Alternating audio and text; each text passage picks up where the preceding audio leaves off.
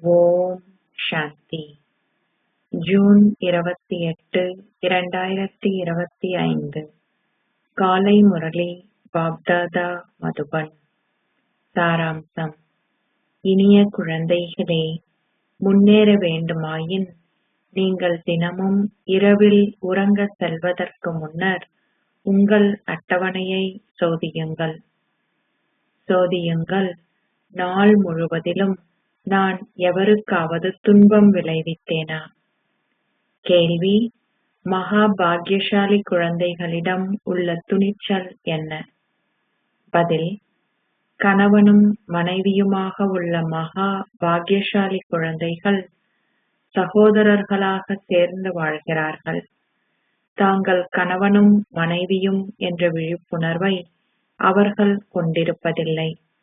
அவர்களின் புத்தி உறுதியான நம்பிக்கையை கொண்டிருக்கின்றது. மகா பாக்யசாலி குழந்தைகளே, தாங்கள் இருவரும் மாணவர்கள் என்பதையும் தாங்கள் சகோதரனும் சகோதரியும் என்பதையும் மிக விரைவாக புரிந்து கொள்கிறார்கள். எவ்வாறாயினும் அவர்கள் ஒவ்வொருவரும் தங்களை ஓர் ஆத்மா என்று கருதும் பொழுது மாத்திரமே இந்த தைரியம் இருக்க முடியும். பாடல்: உங்கள் இதய கண்ணாடியில் உங்கள் முகத்தை பாருங்கள். ஓம் சாந்தி. தந்தை இவ்விஷயத்தை குழந்தைகளுக்கு விளங்கப்படுத்துகின்றார். தினமும் உறங்க செல்வதற்கு முன்னர் நீங்கள் எவருக்கேனும் துன்பத்தை விளைவித்தீர்களா எனவும் எவ்வளவு நேரம் தந்தையை நினைவு செய்தீர்கள் எனவும் உங்கள் அட்டவணையை உள்ளார்த்தமாக சோதித்துப் பாருங்கள். இதுவே பிரதான விஷயம். பாடலிலும் கூறப்படுகிறது, உங்களுக்குள் பாருங்கள், எந்தளவிற்கு நான் தமோ பிரதானிலிருந்து சதோ பிரதான் ஆகியுள்ளேன். நாள் முழுவதும் நான் என்னுடைய இனிய தந்தையை எந்தளவிற்கு நினைவு செய்தேன். சரீரதாரிகளை நினைவு செய்யாதீர்கள். ஆத்மாக்கள் அனைவருக்கும் கூறப்பட்டுள்ளது, உங்கள் தந்தையை நினைவு செய்யுங்கள். இப்பொழுது நீங்கள் திரும்பி செல்ல வேண்டும். எங்கே? மௌன தாமத்தினூடாக புதிய உலகிற்கு. இது பழைய உலகம். தந்தை வரும்பொழுது மாத்திரமே ஸ்வர்க்க வாசல்கள் திறக்கப்பட முடியும். குழந்தைகளாகிய நீங்கள் இப்பொழுது சங்கம யுகத்தில் இருக்கிறீர்கள் என்பதை அறிவீர்கள். சங்கம யுகத்திற்கு வரும் சிலர் நீராவி கப்பலில் ஏறிய பின்னர் கீழே இறங்கிவிடுகிறார்கள் என்பது ஓர் அற்புதமே. சங்கம யுகத்தில் அதிமேன்மையானவர்கள் ஆகுவதற்காக நீங்கள் அக்கரைக்கு செல்வதற்குரிய படகில் ஏறியுள்ளீர்கள். ஆகவே பழைய கலியுக உலகிலிருந்து நீங்கள் உங்கள் இதயத்தை அகற்ற வேண்டும். நீங்கள் உங்கள் சரீரங்களினூடாக உங்கள் பாகங்களை நடிக்க வேண்டும். இப்பொழுது நாங்கள் பெரும் சந்தோஷத்துடன் வீடு திரும்பி செல்ல உள்ளோம். மனிதர்கள் முக்தி அடைவதற்காக அதிகளவு பிரயத்தனம் செய்கின்றார்கள். ஆனால் அவர்கள் முக்தி அல்லது ஜீவன் முக்தி என்பதன் அர்த்தத்தை புரிந்து கொள்வதில்லை. இவ்வார்த்தைகளை அவர்கள் சமய நூல்களிலிருந்து கேட்டுள்ளார்கள் அன்றி அதை கொடுப்பவர் யார், அவர்கள் அதை எப்பொழுது பெற முடியும் என்பனவற்றின் அர்த்தத்தை அவர்கள் புரிந்து கொள்வதில்லை. உங்கள் ஆஸ்தியான முக்தியையும் ஜீவன் முக்தியையும் உங்களுக்கு கொடுப்பதற்கு தந்தை வந்துள்ளார் என்பதை குழந்தைகளாகிய நீங்கள் அறிவீர்கள். அவர் ஒருமுறை மாத்திரம் வருவதில்லை. அவர் பல தடவைகள் வந்துள்ளார். நீங்கள் எண்ணற்ற தடவைகள் முக்தியிலிருந்து ஜீவன் முக்திக்கும் பின்னர் பந்தன வாழ்வுக்கும் சென்றுள்ளீர்கள். இப்பொழுது நீங்கள் ஒவ்வொருவரும் ஓர் ஆத்மா என்ற புரிந்துணர்வு உங்களுக்கு உள்ளது. இப்பொழுது பாபா குழந்தைகளாகிய உங்களுக்கு பல விஷயங்களை கற்பிக்கின்றார். பக்தி மார்க்கத்தில் நீங்கள் கடவுளை நினைவு செய்வதுண்டு. ஆனால் உங்களுக்கு அவருடைய அறிமுகம் இருக்கவில்லை. நான் இப்பொழுது உங்களுக்கு என்னுடைய அறிமுகத்தை கொடுத்து உங்கள் பாவங்கள் அழிக்கப்படுவதற்கு என்னை எவ்வாறு நினைவு செய்ய வேண்டும் என்பதையும் கற்பித்துள்ளேன். உங்கள் அட்டவணையை வைத்திருப்பதால் இதுவரை நீங்கள் எவ்வளவு பாவங்களை செய்துள்ளீர்கள் என்பதை உங்களால் புரிந்து கொள்ள முடியும். சேவையில் ஈடுபட்டிருப்பவர்கள் இதை புரிந்து கொள்வார்கள். குழந்தைகளுக்கு சேவை செய்வதில் ஆர்வம் உள்ளது. அவர்கள் ஒன்று கூடி ஒருவருக்கொருவர் ஆலோசனையை பெற்று பின்னர் மக்களின் வாழ்வுகளை வைரங்கள் போன்று ஆக்குவதற்கு வெளியே சேவை செய்வதற்காக செல்கிறார்கள். இது ஒரு மகா புண்ணிய செயல். இதில் செலவு என்ற கேள்விக்கே இடமில்லை. வைரம் போன்று ஆகுவதற்கு தந்தையை மாத்திரம் நினைவு செய்யுங்கள். நினைவு கூறப்பட்டு வரும் தேவதைகளின் அந்த பெயர்கள் அனைத்தும் புஷ்ராஜ்பரி, சப்ஜ்பரி உங்களையே குறிப்பிடுகின்றன. நீங்கள் எந்தளவிற்கு நினைவில் நிலைத்து இருக்கின்றீர்களோ அந்தளவிற்கு நீங்கள் வைரங்கள் போன்று ஆகுவீர்கள். சிலர் மாணிக்கக்கல், ரூபி போன்றும் ஏனையோர் புஷ்பராகம், டோபஸ் போன்றும் ஆகுவார்கள். நவரத்தினங்கள் உள்ளன. தீய சகுனங்கள் இருக்கும் பொழுது மக்கள் நவரத்தினங்கள் பதித்த மோதிரத்தை அணிகிறார்கள்.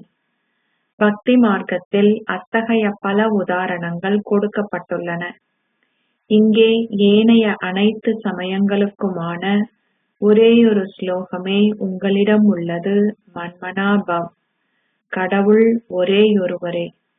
மனிதனிலிருந்து தேவராக மாறுவதற்கும் முக்தியும் ஜீவன் முக்தியும் அடைவதற்கும் இந்த ஒரேயொரு முயற்சியே தேவையாகும். தந்தையை நினைவு செய்யுங்கள். வேறு எந்த சிரமமும் இல்லை. உங்களால் ஏன் பாபாவை நினைவு செய்ய முடியாமல் உள்ளது என்பதை பற்றி சிந்தியுங்கள். நாள் முழுவதும் நான் ஏன் சிறிதளவு நேரமே பாபாவை நினைவு செய்தேன்? நான் இந்த நினைவினூடாக சதா ஆரோக்கியமானவராகவும் நோய்களிலிருந்து விடுபட்டவராகவும் ஆக முடியுமானால் நான் ஏன் ஓர் அட்டவணையை வைத்திருந்து முன்னேறக்கூடாது? பலர் 2 தொடக்கம் 4 நாட்கள் வரை ஓர் அட்டவணையை எழுதிய பின்னர் அதை மறந்து விடுகிறார்கள். எவருக்கும் விளங்கப்படுத்துவது மிகவும் இலகுவானது. அவர்களிடம் கூறுங்கள், புதிய உலகம் சத்திய யுகம் எனவும் பழைய உலகம் கலியுகம் எனவும் அழைக்கப்படுகிறது. கலியுகம் சத்திய யுகமாக மாறவுள்ளது. அது அவ்வாறு மாறவுள்ளதால் இவை அனைத்தையும் நாங்கள் விளங்கப்படுத்துகிறோம். பிரம்மாவின் சரீரத்தில் பிரவேசித்துள்ள அதே அசரீரியான தந்தையே எங்களுக்கு கற்பிக்கிறார் எனும் உறுதியான நம்பிக்கை ஏனும் சில குழந்தைகளுக்கு இருப்பதில்லை. நீங்கள் பிராமணர்கள், அப்படித்தானே? நீங்கள் பிரம்மா குமார்கள், குமாரிகள் என அழைக்கப்படுகிறீர்கள். இதன் அர்த்தம் என்ன? யாரிடமிருந்து நீங்கள் உங்கள் ஆஸ்தியை பெறவிருக்கிறீர்கள்? சில பேறுகள் கிடைக்கவுள்ள பொழுது மாத்திரமே தத்தெடுத்தல் நடைபெறுகிறது. நீங்கள் ஏன் பிரம்மாவின் குழந்தைகளான பிரம்மா குமார்கள், குமாரிகள் ஆகியுள்ளீர்கள்? நீங்கள் உண்மையில் இவ்வாறு ஆகியுள்ளீர்களா? அல்லது உங்களில் சிலர் இன்னமும் இதை சந்தேகிக்கிறீர்களா? சகோதரர்களாக ஒன்றாக வசிக்கின்ற கணவனும் மனைவியுமே மகா பாக்கியசாலி குழந்தைகள். அவர்கள் தாங்கள் கணவனும் மனைவியும் என்ற விழிப்புணர்வை கொண்டிருப்பதில்லை. புத்தியில் நம்பிக்கை உறுதியாக இல்லாவிட்டால் கணவன் மனைவி எனும் பார்வையை மாற்றுவதற்கு காலம் எடுக்கிறது. மகா பாக்கியசாலி குழந்தைகள் மிக விரைவில் புரிந்து கொள்கிறார்கள். நாங்கள் இருவரும் மாணவர்கள் என்பதனால் நாங்கள் சகோதர சகோதரி ஆகுவோம்.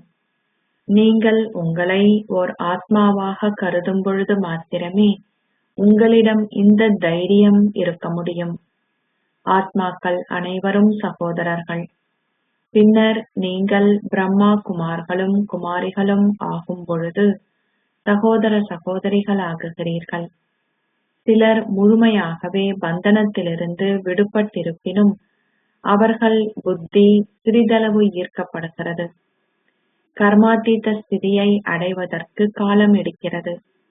குழந்தைகளாகிய நீங்கள் உங்களுக்குள் பெருமளவு சந்தோஷத்தை அனுபவம் செய்ய வேண்டும். எந்த சிக்கல்களும் இருக்கக்கூடாது. ஆத்மாக்களாகிய நாங்கள் அனைவரும் எங்கள் பழைய சரீரங்களை நீக்கிவிட்டு பாபாவிடம் செல்வோம். நீண்ட காலமாக நாங்கள் எங்கள் பாகங்களை நடித்து வருகிறோம். சக்கரம் இப்பொழுது முடிவுக்கு வருகிறது. இவ்விதமாக உங்களுக்குள் பேசுங்கள். நீங்கள் உங்களுடன் அதிகமாக பேசுகையில் அதிகளவு முகமலர்ச்சியாக இருப்பதுடன் எந்தளவிற்கு லக்ஷ்மியை அல்லது நாராயணனை திருமணம் செய்வதற்கு தகுதியானவர்கள் ஆகியுள்ளீர்கள் என்பதையும் பார்ப்பதற்கு உங்கள் நடத்தையை உங்களால் சோதிக்க முடியும். குறுகிய காலத்திற்குள் நாங்கள் இந்த பழைய சரீரங்களை விட்டு நீங்க வேண்டும் என்பதை புத்தி புரிந்து கொள்கிறது. நீங்கள் நடிகர்கள். உங்களை நடிகர்களாக கருதுங்கள். முன்னர் நீங்கள் உங்களை அவ்வாறானவர்களாக கருதவில்லை. இப்பொழுது நீங்கள் இந்த ஞானத்தை பெற்றுள்ளதால் உங்களுக்குள் பெரும் சந்தோஷம் இருக்க வேண்டும். நீங்கள் இந்த பழைய உலகின் மீது ஆர்வமின்மையும் விருப்பமின்மையும் கொண்டிருக்க வேண்டும். நீங்கள் எல்லையற்ற சந்நியாசிகளும் ராஜயோகிகளும் ஆவீர்கள். உங்கள் பழைய சரீரங்களும் உங்கள் புத்தியால் துறக்கப்பட வேண்டும். நான் இந்த சரீரத்துடன் என்னுடைய புத்தியில் பற்று வைக்கக்கூடாது என ஆத்மா புரிந்து கொள்கிறார். நீங்கள் உங்கள் புத்தியிலிருந்து பழைய சரீரங்களையும் பழைய உலகையும் அகற்றியுள்ளீர்கள். இப்பொழுது ஆத்மாக்களாகிய நாங்கள் தந்தையை சந்திப்பதற்கு வீடு திரும்பி செல்கிறோம். நீங்கள் ஒரேயொரு தந்தையை நினைவு செய்யும் பொழுது மாத்திரமே அது இடம் பெற முடியும். நீங்கள் வேறு எவரையாவது நினைவு செய்தால் நிச்சயமாக அவர்களின் அந்த நினைவு இருக்கும். பின்னர் தண்டனை அனுபவம் செய்யப்பட்டு உங்கள் அந்தஸ்தும் அழிக்கப்படும். தாங்கள் நிச்சயமாக ஒரு புலமை பரிசிலை கோருவோம் என சிறந்த மாணவர்கள் சத்தியம் செய்கிறார்கள். எனவே இங்கும் தந்தையிடமிருந்து உங்கள் ராஜ்யமாகிய முழு பாக்கியத்தையும் பெறுவதற்கு நீங்கள் ஒவ்வொருவரும் அக்கறை கொள்ள வேண்டும். உங்கள் நடத்தையும் அதற்கேற்ப இருக்க வேண்டும். உங்கள் முயற்சிகளில் முன்னேற்றத்தை ஏற்படுத்தி பாய்ந்து செல்லுங்கள். ஒவ்வொரு நாளும் மாலை வேளையில் உங்கள் ஸ்திதியை நீங்கள் சோதிக்கும் பொழுது மாத்திரமே அது நடைபெற முடியும். பாபா அனைவருடைய செய்திகளையும் பெறுகிறார். பாபாவினால் ஒவ்வொருவரையும் புரிந்து கொள்ள முடியும். சிலருக்கு பாபாவும் கூறுவார், உங்கள் முகத்திலிருந்து நீங்கள் லக்ஷ்மி அல்லது நாராயணனாக ஆகுவீர்கள் என்பது புலப்படவில்லை. உங்கள் நடத்தையையும் நீங்கள் எதை உண்கிறீர்கள், எதை அருந்துகிறீர்கள் என்பதையும் பாருங்கள். நீங்கள் எந்த சேவையையும் செய்வதில்லை. நீங்கள் என்னவாக ஆகுவீர்கள்? பின்னர் நீங்கள் எதையாவது செய்து பாபாவிற்கு காண்பிக்க வேண்டும் என உங்கள் இதயத்தில் உணர்வீர்கள். உங்கள் பாக்கியத்தை மேன்மையாக்குவதற்கு நீங்கள் ஒவ்வொருவரும் சுயேச்சையாக கற்க வேண்டும். நீங்கள் ஸ்ரீமத்தை பின்பற்றாமல் விட்டால் உங்களால் ஓர் உயர்ந்த அந்தஸ்தை கோர முடியாது. நீங்கள் இன்று சித்தி அடையாது விட்டால் கல்பம் கல்பமாக சித்தி அடைய முடியாது. நீங்கள் என்ன அந்தஸ்திற்கு தகுதியானவர்கள் என்பதற்கான காட்சிகளையும் காண்பீர்கள். உங்கள் எதிர்கால அந்தஸ்திற்கான காட்சிகளையும் நீங்கள் காண்பீர்கள். ஆரம்பத்தில் சிலர் இதற்கான காட்சிகளை கண்டார்கள். எவ்வாறாயினும் பின்னர் பாபா அவர்கள் அதை பற்றி பேசுவதை தடை செய்தார். இறுதியில் நீங்கள் என்னவாக ஆகுவீர்கள் என்பனவற்றை அறிந்து கொள்வீர்கள். அந்த நேரத்தில் அதை பற்றி உங்களால் எதையும் செய்ய இயலாதிருக்கும். அதுவே கல்பம் கல்பமாக உங்கள் அந்தஸ்தாக ஆகும். உங்களால் இரட்டை கிரீடத்தையோ அல்லது இரட்டை ராஜ்ய பாக்கியத்தையோ கோர இயலாதிருக்கும். முயற்சி செய்வதற்கு இன்னமும் அதிகளவு நேர இடைவெளி உள்ளது. திரேதா யுகத்தின் இறுதி வரைக்குமான 16,108 மணிகளின் பெரிய மாலை உருவாக்கப்பட வேண்டும். மனிதனிலிருந்து நாராயணனாக மாறுவதற்கான முயற்சியை செய்வதற்கே நீங்கள் இங்கே வந்துள்ளீர்கள். நீங்கள் ஒரு குறைந்த அந்தஸ்தை பெறும் காட்சி உங்களுக்கு கிடைக்கும் பொழுது நீங்கள் உங்களை வெறுப்பீர்கள். நீங்கள் எந்த முயற்சியும் செய்யாததால் தலை குனிய நேரிடும். உங்களுக்கு பல தடவைகள் ஓர் அட்டவணையை வைத்திருக்கும்படியும் இதையும் அதையும் செய்யும்படியும் பாபா கூறியுள்ளார். இதனாலேயே இங்கே வருகின்ற குழந்தைகள் அனைவரினதும் புகைப்படத்தை எடுக்க வேண்டும் என பாபா கூறுவது வழக்கம். அது ஒரு குழுவாக உள்ள புகைப்படமாகவும் இருக்கலாம். இங்கு நீங்கள் பல குழுக்களை அழைத்து வருகிறீர்கள் இல்லையா? நீங்கள் திகதி, பட சுருளின் நெகட்டிவ்கள் போன்றவை அனைத்தையும் ஒன்றாக போட்டு வைத்திருக்கலாம். பின்னர் பாபாவினால் யார் வீழ்ந்து விட்டார்கள் என உங்களுக்கு காண்பிக்க முடியும். பாபா அனைவருடைய செய்திகளையும் பெறுகிறார். ஆகவே அவரால் உங்களுக்கு அனைத்தையும் கூற முடியும். மாயை அவர்களில் பலரை இழுத்துவிட்டால் அவர்கள் இப்பொழுது முழுமையாகவே முடிவடைந்து விட்டனர். பல புதல்விகளும் வீழ்கிறார்கள். அவர்கள் முழுமையாக சீரழிந்த நிலையை அடைந்து விட்டார்கள். கேட்கவும் வேண்டாம். இதனாலேயே பாபா கூறுகிறார், குழந்தைகளே, எச்சரிக்கையாக இருங்கள். மாயை ஏதோ ஒரு வடிவத்தை எடுத்து உங்களை பற்றி பிடிக்கலாம். எவருடைய பெயரையும் ரூபத்தையும் பார்க்க வேண்டாம். உங்கள் கண்களால் நீங்கள் இவரை பார்த்த பொழுதிலும் உங்கள் புத்தியில் ஒரேயொரு தந்தையின் நினைவே இருக்க வேண்டும். நீங்கள் தந்தையை மாத்திரமே பார்த்து அவரை மாத்திரமே நினைவு செய்யும் வகையில் உங்கள் ஒவ்வொருவருக்கும் மூன்றாவது கண் கொடுக்கப்பட்டுள்ளது. சரீர உணர்வை தொடர்ந்தும் துறந்திடுங்கள். நீங்கள் எவருடனும் பேசும் பொழுது உங்கள் கண்களை தாழ்த்தியவாறு பேச வேண்டும் என்றில்லை. அந்தளவு பலவீனமாக இருக்காதீர்கள். அனைத்தையும் பார்க்கும் பொழுதும் உங்கள் புத்தியின் யோகம் உங்கள் அன்பிற்கினியவருடனேயே இணைந்திருக்க வேண்டும். இவ்வுலகை பார்க்கும் பொழுது அது ஒரு மயான பூமியாக மாற உள்ளது என்பதை நீங்கள் உள்ளார புரிந்து கொள்ள வேண்டும். அதனுடன் நீங்கள் ஏன் ஒரு தொடர்பை ஏற்படுத்த வேண்டும்? உங்களுக்கு இந்த ஞானம் கொடுக்கப்பட்டுள்ளது. ஆகவே அதை கிரகித்து அதை நடைமுறைப்படுத்துங்கள்.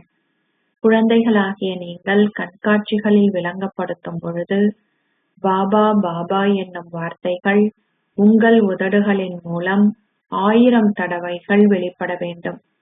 நீங்கள் பாபாவை நினைவு செய்வதால் அதிகளவிற்கு நன்மை அடைகிறீர்கள். சிவபாபா கூறுகிறார், சதா என்னை மாத்திரம் நினைவு செய்வதால் உங்கள் பாவங்கள் அழிக்கப்பட்டுவிடும். சிவபாபாவை நினைவு செய்வதால் நீங்கள் தமோ பிரதானிலிருந்து சதோ பிரதானாக ஆகுவீர்கள். பாபா கூறுகிறார், என்னை நினைவு செய்யுங்கள். இதை மறக்க வேண்டாம். மன்மனா பவ் என்னும் பாபாவின் வழிகாட்டலை நீங்கள் பெற்றுள்ளீர்கள். தந்தை கூறியுள்ளார், தொடர்ந்தும் உங்களுக்குள் பாபா என்னும் வார்த்தையை மிகவும் நன்றாக அறையுங்கள்.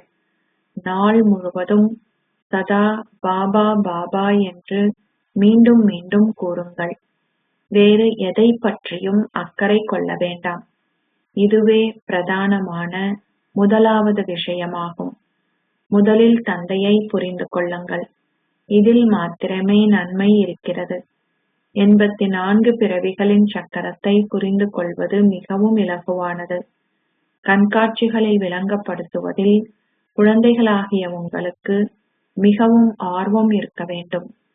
உங்களால் குறிப்பிட்ட ஒன்றை விளங்கப்படுத்த முடியாதிருப்பதை உணர்ந்தால் நிலையத்தில் உள்ள சிரேஷ்ட சகோதரியை அழைப்பதாக நீங்கள் அவர்களிடம் கூறலாம். ஏனெனில் இதுவும் ஒரு பாடசாலையே. சிலர் அதிகமாக கற்கின்றார்கள், சிலர் குறைவாக கற்கிறார்கள். இதை கூறுவதில் நீங்கள் சரீர உணர்விற்கு வரக்கூடாது.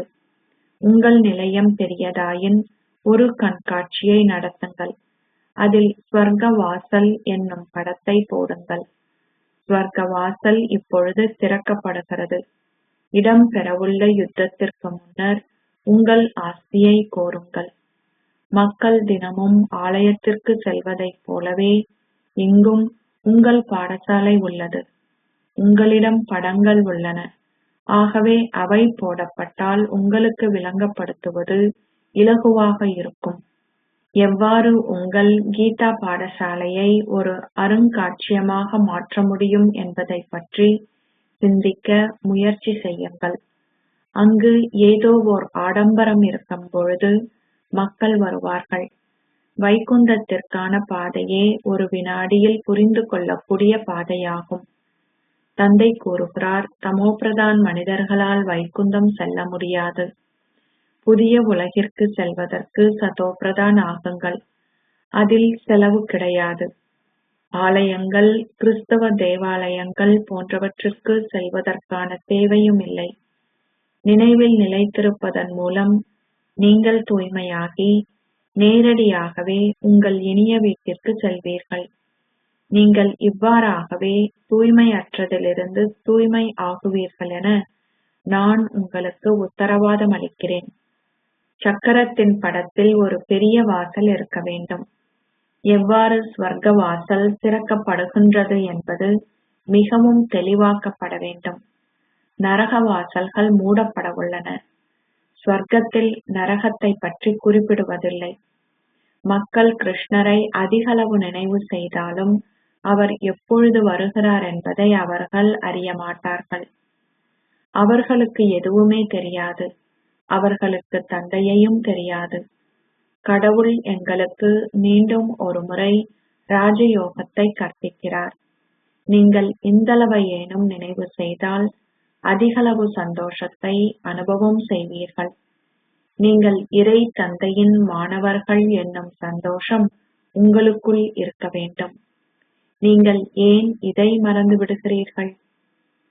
அச்சா, இனிமையிலும் இனிமையான அன்புக்குரிய, எப்போதோ தொலைந்து இப்போது கண்டுபிடிக்கப்பட்டிருக்கும் குழந்தைகளுக்கு உங்கள் தாய் தந்தையாக இருக்கும் பாப் தாதாவின் அன்பும் நினைவுகளும் காலை வந்தனங்களும். ஆன்மீக தந்தை ஆன்மீக குழந்தைகளுக்கு நமஸ்தே சொல்கிறார். ஆன்மீக குழந்தைகள் ஆன்மீக தந்தைக்கு நமஸ்தே சொல்கின்றனர். தாரணைக்கான சாராம்சம். 1. நாள் முழுவதும் உங்கள் உதடுகளிலிருந்து பாபா பாபா என்னும் வார்த்தைகள் வெளிப்பட வேண்டும். கண்காட்சிகளில் விளங்கப்படுத்தும் பொழுது பாபா பாபா என்பது உங்கள் உதடுகளிலிருந்து குறைந்தபட்சம் 1000 தடைகளாவது வெளிப்பட வேண்டும். 2.